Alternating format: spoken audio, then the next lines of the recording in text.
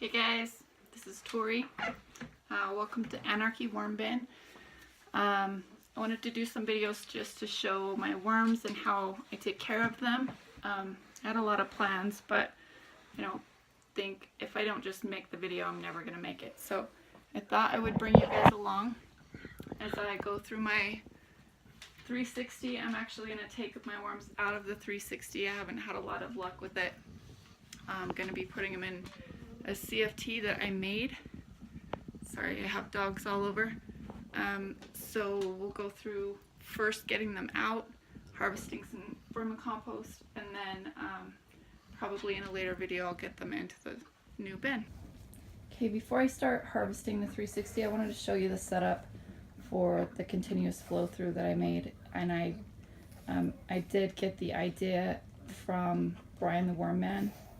He has some amazing videos. I actually pulled this idea from the Wheelie Bin videos that he has. I just borrowed the garbage can. I don't know where the lid is. I don't think I'll be returning it. I just drilled some holes in the bottom, put the PVC in. I did have to seal it with a little bit of, I just used my hot glue gun. It's probably highly toxic. And then I just have a tray from the dollar store in the bottom. I used some wood that I had laying around for the base. It's only open on that one side. Also want to show you some of the obstacles I have tonight. This is how much I love you guys and worming. I'm climbing over these guys, and listening to them snore just to get you this video. So inside the CFT, the continuous flow through, it was just the bare bars, the PVC. I did put I did put cardboard one way and then another way. Just a sheet of cardboard. I wanted 2 layers. Maybe I didn't need that many. I'd rather have too much than not enough. And then I did soak some shredded and torn cardboard and paper. It's been soaking, not soaked, but it's been sitting in some vermicompost and water just to kind of start the microbial process. I'm very science. I so wish you guys could see how I have the camera rigged. It's on a watering wand for the garden with masking tape, and if it fails, hopefully you'll never know because I'll just edit it out. So I am going to harvest at least this bottom tray. Oh God, that is another reason why the stacking tray system is not my favorite. These are so heavy, and not just heavy, but kind of stuck together. You can see worms will be climbing out of the bottom.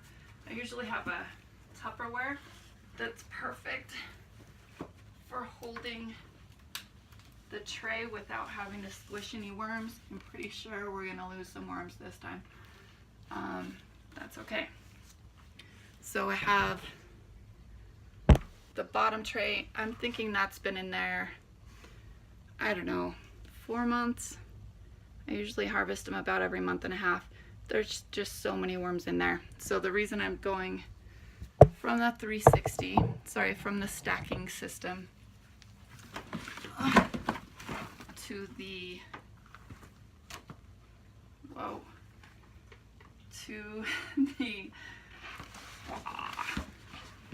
continuous flow through is because it really is difficult to harvest a stacking system, at least with the worms that I have. So this may be awesome for you with the worms that you have. I feel like I've got 99%, if not 100% India blue worm. I thought I was getting red wigglers. That wasn't the case. Really want you to see into the sump. So again, this is the trap. I do keep bedding down here because inevitably worms get down here. I don't care what anybody says. And even though my drain is open all the time, nothing's draining out. It is wet and caca down here. So I'm just taking all of this bedding and any worms that are in here, putting them into the new bedding, in the new system, it does not smell good down here. Again, I think I'm pretty good at keeping moisture consistent in my bin systems. I usually don't drill any holes. I just have a fly screen that's hot glued to the top. I just cut a hole. I have no holes in the bottom, no holes in the side, just a hole in the top. And I really have to watch myself and regulate how much I feed them. I also have to regulate how much moisture is in the food that I'm giving them. But I feel like after 3 years, I've gotten pretty good at that. It doesn't seem to matter with the stacking system. Hopefully someone out there is much better at it than I am. I prefer the bins, and now I'm really excited to try the flow-throughs. I did buy the Urban Worm bag. I don't know if I already said that. I will be putting worms in that system this spring when I order more, and I'm excited. I'll do some videos on that as well. So I'm just gonna get this cleaned up and I'll be back in just a minute. Okay, well, I'm getting ready to get this bottom tray harvested. I just wanted to go over the worms that I have in my system. I think about 1.5 years ago, I ordered some worms thinking they were red wigglers. Please, please, people, do your homework. I'm pretty sure, I'm 99% sure that I got 100% not red wigglers, which is fine, thanks to a lot of the Facebook permaculture groups, including an amazing admin, Shier. I learned how to take care of what I believe I have, which are the India blue or Malaysia blue worm. They're great. I love them. They compost really fast. They're small, but they reproduce and seem to eat a lot. They still couldn't keep up with how much food, how much veg and fruit scraps we go through. We have a family of 4 on a good day. We also have 2 that don't live here that seem to visit a lot. But anyway, I've got blues, and they're definitely not conducive to the 360 or the trace system. I'm ordering reds. I'm actually ordering reds and euros this spring. Right now I have what I'm going to call from now on, I have blues. And then I also have bins with African night crawlers, which are amazing. I don't want to say anything bad about anyone, but I want to make sure you guys know, if you're ordering worms on the internet, the first 2 things you're going to see when you do Google searches and Amazon searches are the stacking tray system and a company who's very popular on the internet and offers red wigglers at a really good price. Please do your homework. Please read reviews. It's not bad to have blues, but they do tend to try to escape. I haven't had a lot of trouble with mine. Of course, it's pretty hard to escape from this thing. It's like a prison, multi-layered prison. But even when I first got them, I had them in a bin system.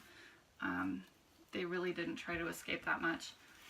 Of course, I feel like I had some really good guidance from, again, the people on Facebook, some great admins, Shier, Brian, the Worm Man, and now Emily, the crazy worm lady, who made me make some videos.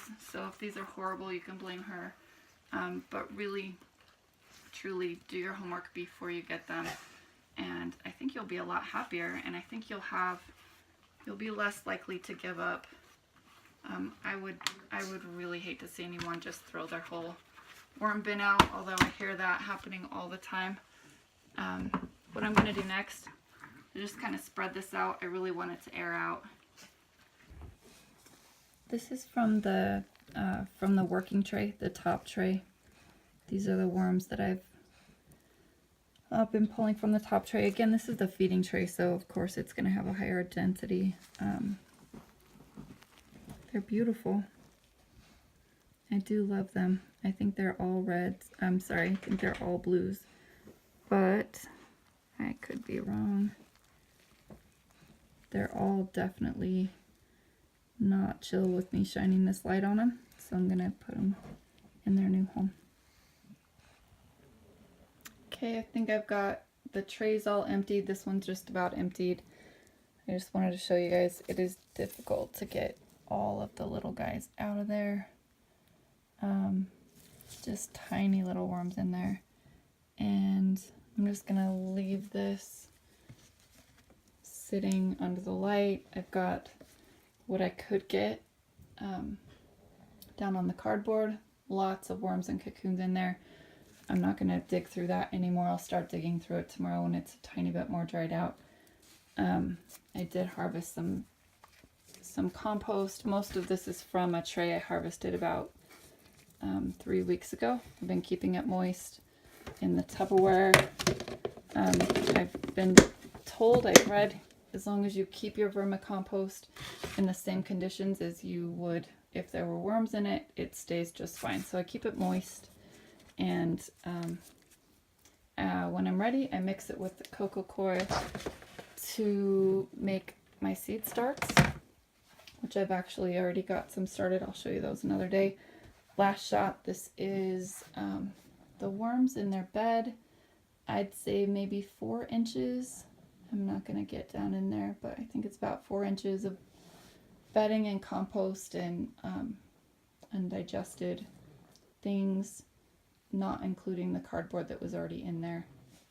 So I'm just going to let them chill in there. I'm going to cover them with some shredded cardboard just so they have something on top. Probably not necessary, but I'll fill this up about, I don't know, another 2 inches with cardboard, and I'll just slowly grab the worms that I harvest from there, throw them in there, and hopefully we'll be good to go.